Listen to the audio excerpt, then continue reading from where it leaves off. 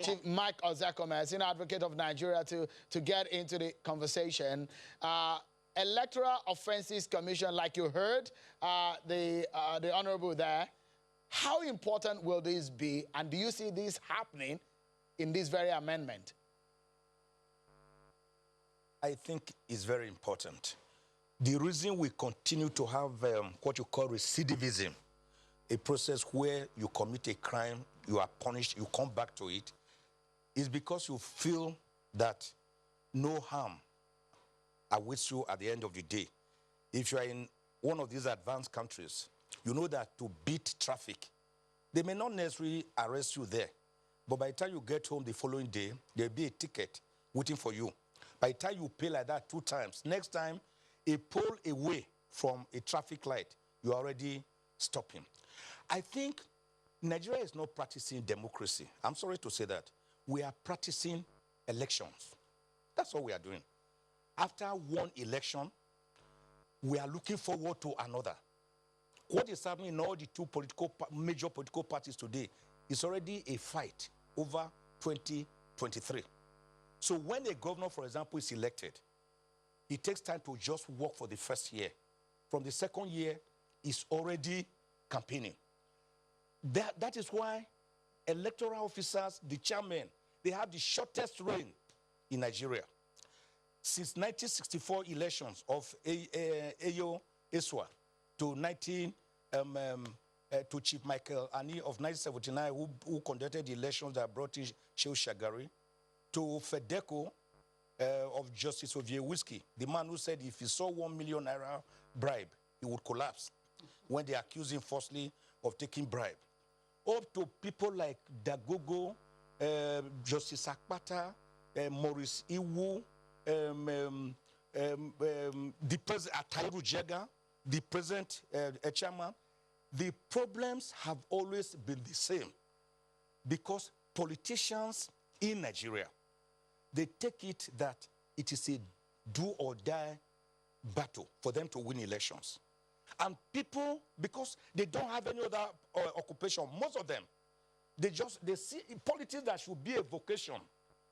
They see it as an occupation. They don't have any business address. They don't have any occupational address. So a person who is raising billions of naira, where the Electoral Act prescribes 1 billion for presidential elections, 200 million naira for governorship elections, 40 million naira for senatorial, 20 for... In fact, that is just like wetting the ground when they want to start contesting. How do you spend such money?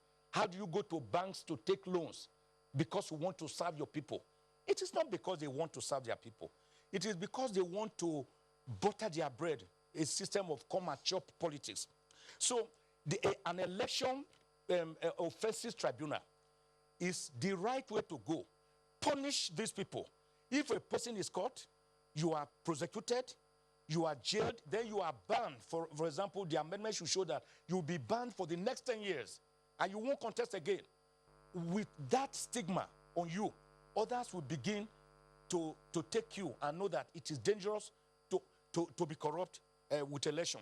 They arm their followers and they arm them with guns, with machetes to go and do. Meanwhile, their children are abroad in the best Ivy Leagues, some of them having palaces all over the world. But they call the Frantz Fanons wretched of the earth, the hoi polloi, to come to the street and carry guns to kill each other, and then they run away. Once they begin to make examples of these people, then they will know that the game is over. I think for as long as we leave them, they will continue to come back. All right. It's recidivism. So, Chief Mike Ozekhome, do you agree with your colleague there? It goes beyond that. We should make politics very, very less attractive.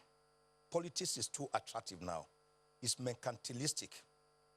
It's just bizarre. That's just all. And then the second point is that we should make INEC truly, truly independent. We must look at Section 153 of the Constitution that makes INEC a part of the executive bodies in Nigeria. where it is not isolated, for example, from the executive. And we all know that the executive is always more powerful than the legislature and the judiciary, which Alexander Hamilton, in his Federalist paper number 78, said is the weakest arm of government. You must insulate INEC from the overbearing influence of the executive. Make, for example, the appointment of the INEC chairman to be by the NJC, then to be confirmed by 2/3 majority votes of the Senate.